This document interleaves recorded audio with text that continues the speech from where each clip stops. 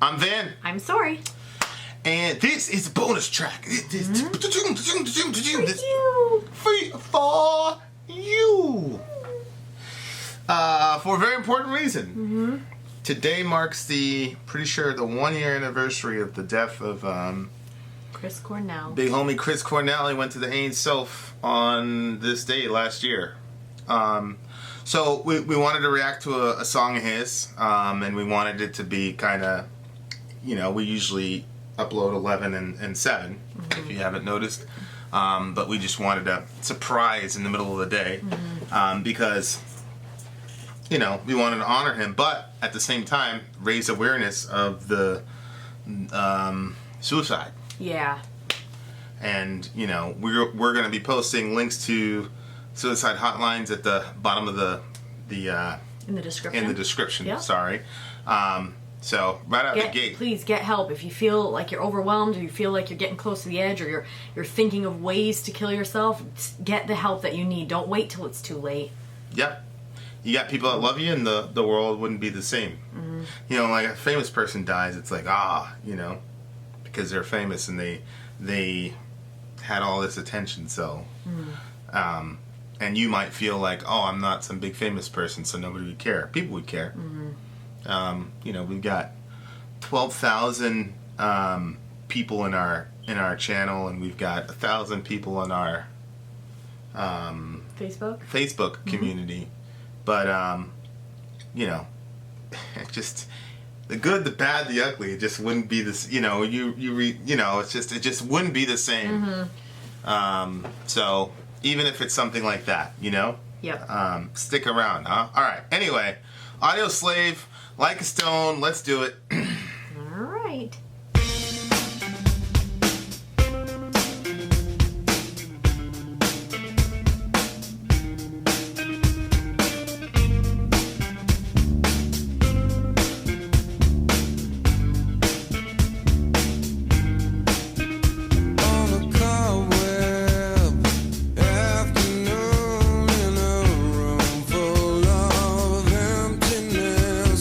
Freeway.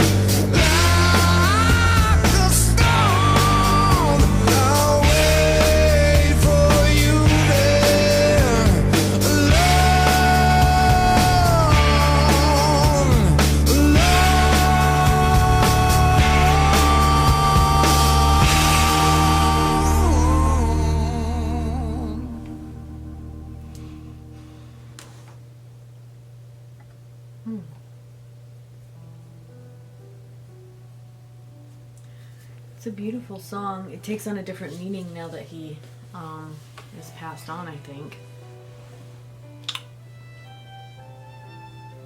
Why? Sounds like the same meaning to me, either way. Yeah, it's just, I guess, the way that I feel more sad because, like, you know, like when he says that he was there and he was kind of like engrossed in a book of death, you know, lost in the book of death, and then he's like praying that, like, whatever it is, something will bring him to heaven, like whatever. Like, he just wants to make it there. I'll pray to the gods and the angels like a pagan. Anyone will take me to heaven. To a place I would recall. I was there so long ago. The sky was bruised, the world is black, and there you led me. Now, the sky, well, this says the world is black. The sky was, the world was black, but there was one where it says the wine was bled. Yeah, that's the next set of lines or whatever.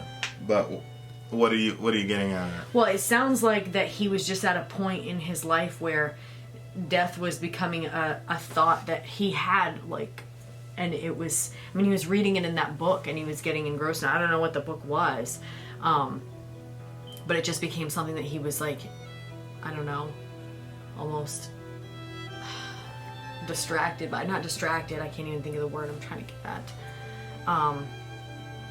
Hypnotizing, I guess, to him. And then it sounds like he wants to make it to heaven, like he just doesn't want to land somewhere else, like, but he felt like that he was there before.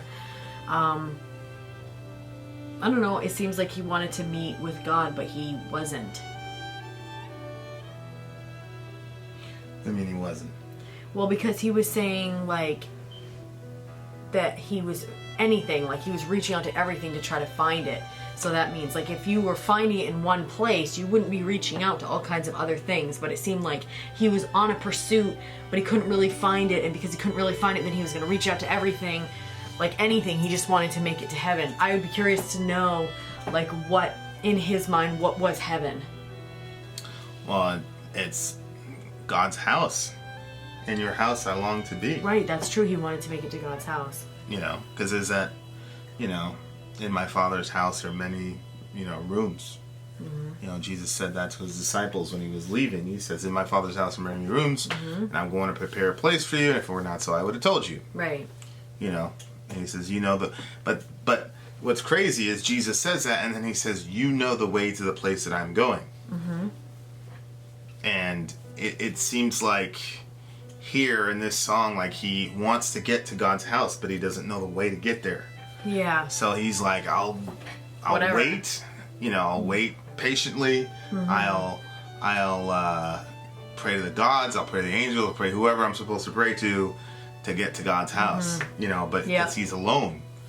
Mm-hmm. And we talked about this with the, you know, loneliness is a hell of a thing, man. But it's crazy because it's like, you didn't wait, man. You know, I don't know. It's a crazy line where he's talking about, like, he's reading a book about how we'll die alone. I know. Did he? Yeah, I mean, he got discovered. People who do themselves in usually end up dying alone. That's a crazy line for me, you know, because my mom, you know, think about her being alone, you know, when she was dying or whatever. Yeah. You know, people shouldn't die like that. Shouldn't die alone. But you know, people make decisions. So it's one of those things where, you know, he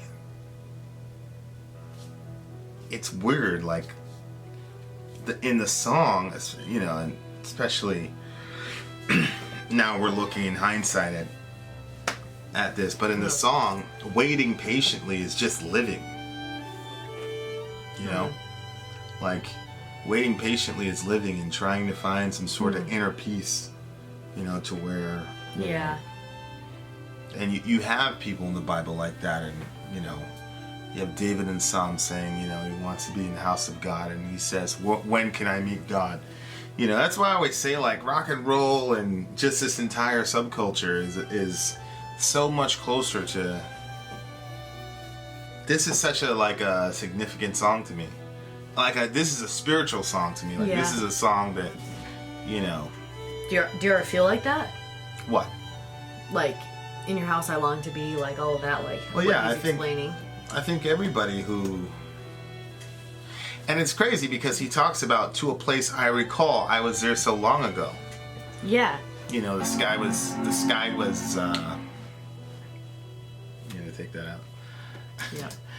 You know, the sky was bruised and the world was black, and it seems like he's saying that he was with God before he came into the world. Mm-hmm. You know, like, before everything was set up, he's saying that he was with God and he wants to go back there. Isn't this the second song that said something like that? What do you mean? I thought there was another song that we listened to that also had that same theme. Well, when you think about... Yeah, I was there so long ago. Yeah. And then he ends it by saying, and there you led me on.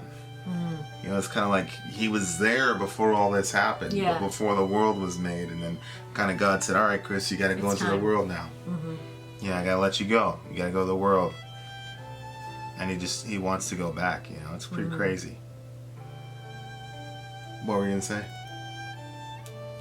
I don't remember. I think that I liked it. I liked the way that he sings it. I liked the progressions that he made. And there was, like, he says that he's going to wait patiently, but the song itself felt very patient. Yeah. Yeah, Tom Morello, he's the guitarist. He was very, very, like, reserved with the guitar, you know.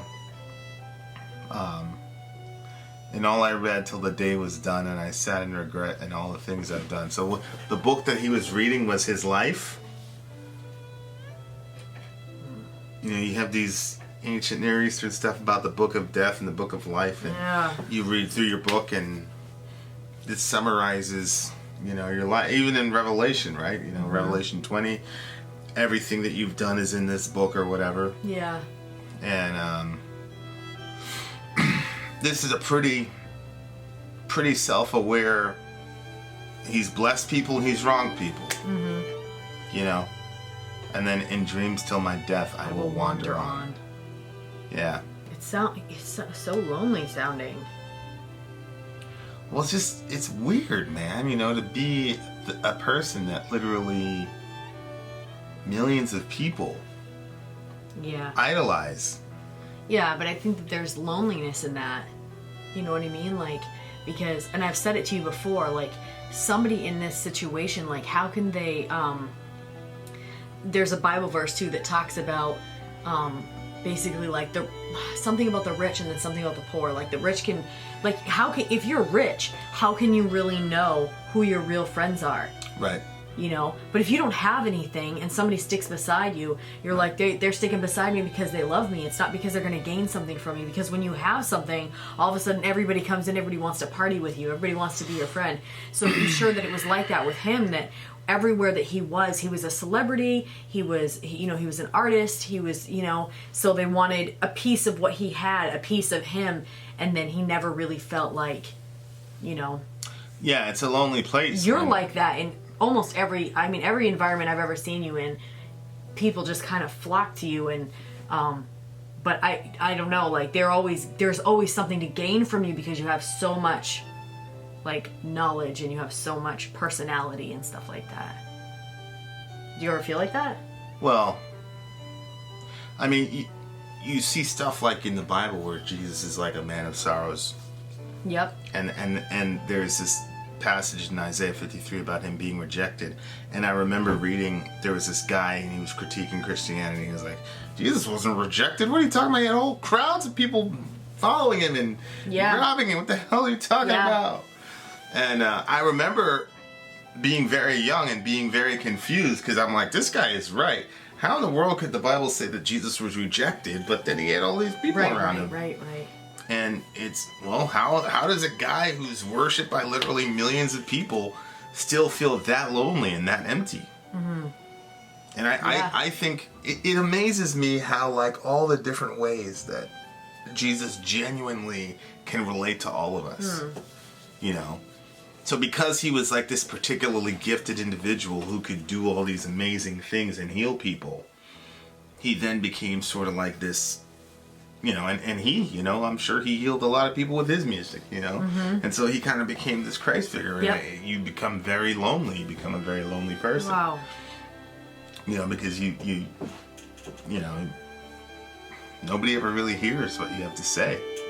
So, I mean, it's brutal. It's a brutal way to live. And he was a pretty lonely guy. I mean, that's obvious. And my mom was like that. When my mom was on, like, she was that type of person. Yep. For all of her friends. So she, she was never really able to get over her demons, I guess. But it's a beautiful song. I like the way at the end where he didn't sing it uniform, like he was a lot more emotional at the end of the song when he was singing. It wasn't the way I that didn't notice that. he didn't sing it the same way as he did in the other verses. He's Oh yes, yeah, okay, yeah, I did hear that. Yeah, so it's But then it's like he writes a song like this, which is like, "Hello, I'm in trouble," and everybody's like, "This is a damn good song," and then the record label's like, "Let's put that out as a single." You know what I mean? And there's not even a thought that help him. Help this guy. Yeah. Which, I don't know. You gotta feel pretty sick after when something happens to him, and then you're like, whoa, like I was just looking for money promoting this song and not really thinking about it and stuff. Why do you shake your head no? When people like that die, man, people, I don't know. Care? I don't know. It's I don't know. I think we're all so selfish that, and it's tough because at the same time, like, when somebody goes out like that, the people around them, like, you're always questioning things. Could I have done something different? Yeah. So it's such a crazy balance of saying, like, people don't care or whatever. I mean, people do care, but at the same time, people have to live past what you did. You know what I mean? So there's a certain type of brutality that you have to have in those situations in order to be able to go on with your own life. Jeez. Because what are you going to do? I mean, I've had to go through it twice, so you have to sort of like not really look at that for a long time. And I don't really know if that's actually, the right thing to do, but you gotta live. On my deathbed, I will pray to the gods and the angels. I don't know how you could not do that. Like how, like you say, how could you move forward? If you keep looking it every day in the face, how would, or do you think there's possibly you could find healing if you keep looking it in the face? I don't know, I'll let you know. Ugh. But at the same time, I count my blessings. Not everybody has somebody as, supportive as you are, so it is what it is. But it's a pretty deep song. The solo was pretty crazy. It was very, very mournful. And you always wonder, like, those guys are practicing and they hear the lyrics for the first time. It's like, hey, Chris, you alright? But maybe maybe it was just introspective when they heard it, you know what I mean? Like, maybe they were feeling the same way. Oh, yeah. So they weren't like, oh, he's feeling like this. Maybe they're like, they could just relate to it. Well, yeah, I mean, Hetfield writes, Fade to Black. Yeah. He's still alive to this day, running around the world. He's fine. You know what I mean? So how can, every rock star has one of these songs, so how can you know? Right. How can you know? I mean, you can't really... I saw a clip of him, doing his last show, and he was like... It was real cryptic stuff. It was real weird, but he was kind of like an off type of guy. Yeah. Yeah, so, I mean, I just don't know. I don't know. So... but... Beautiful song, a beautiful idea. And the idea of wanting to be in God's house and waiting like a stone is an interesting metaphor to use. Yeah, why? What do you get from it? Well, because a stone is it's immobile, it's not moving anywhere, there's nothing glorious about it, and it's, it's that weight, that heaviness, and it's just desolate. It's just a stone in a room. Yeah. You know. I feel like that comes from a misunderstanding of God because like when you think about the saying like children should be seen and not heard, you know, and we all hear like, oh, we're children of God and stuff like that. So if he's thinking when he goes into the house of God, like, I'm going to be quiet, I'm going to be like a stone. And then, but like, you know, Jesus, when he was here, he said, let the little children come to me. Like he wanted all the little kids to come to him and stuff. And like, God can handle all of our noisy, crazy, whatever. Like he didn't have to, or maybe he said like a stone because he thought, I'm going to be waiting there for a very, very long time. Because maybe he felt like he had been praying and he wasn't hearing anything from God. Well, that's why I said, like, the patience in this song is just living. Mm-hmm. And he's saying, "I long to be." That's an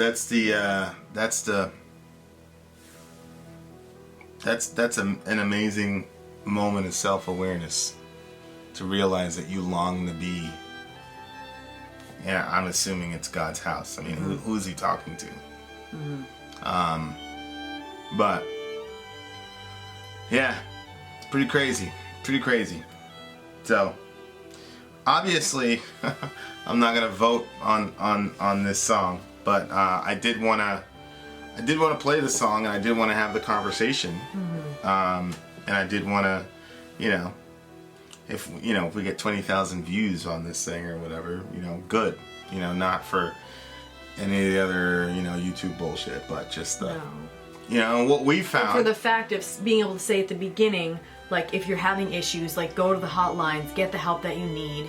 You know, if, I remember I went through this really, really, really heavy depression, and, like, somebody said, there was actually this woman that had gone through the Holocaust and stuff, and she wasn't even a Jew, but anyway, she said, but she was in trouble for helping the Jews, and she was in the concentration camps with her sister, and her sister had said to her, if things are dark, they won't, what is that? There's no pit so deep that God is not deeper still. And that one really helped me, and then the other one that helped me was that there's no darkness that goes on forever. Like, sometimes it feels like it's closing over you, but there is going to be a way out. And so, like, take that hotline and get the help that you need, and find, you know, whatever path it is to get you help and to get out of it, or even get some relief from it. Like, take that. Yeah, and I think that if you're like one of those people that people are around and that you're always alone, I mean, me personally, the person of Jesus has been very helpful to me. Mm-hmm. You know, a guy who experienced very, very significant loneliness. Mm-hmm. And loneliness in ways that, you know, I'm not even going to get into here. Mm-hmm. But, you know, that's been a lot of solace for me. And obviously you as well. But like that's just me personally. That's been the main thing, is dwelling on the loneliness of Jesus and being able to, you know, like, overcome it through seeing how, you know, he overcame it. And, yeah. And then, you know, leaning on your friends, you know. Oh, I only got one. That's enough. And, you know, we're your friends the best that we can be. And if we weren't your friends, we wouldn't have shot an extra video. Right. Seriously, it's a labor of love. I mean, it's 3:20 something in the morning, and I'm saying that because someone out there, somewhere out there, you're important, and I wanted you to know that it was important to us that you understood that you're important. Mm-hmm. So there you are. All right, Vin out. Sori out. Gone, but you stay. You. Yes. You.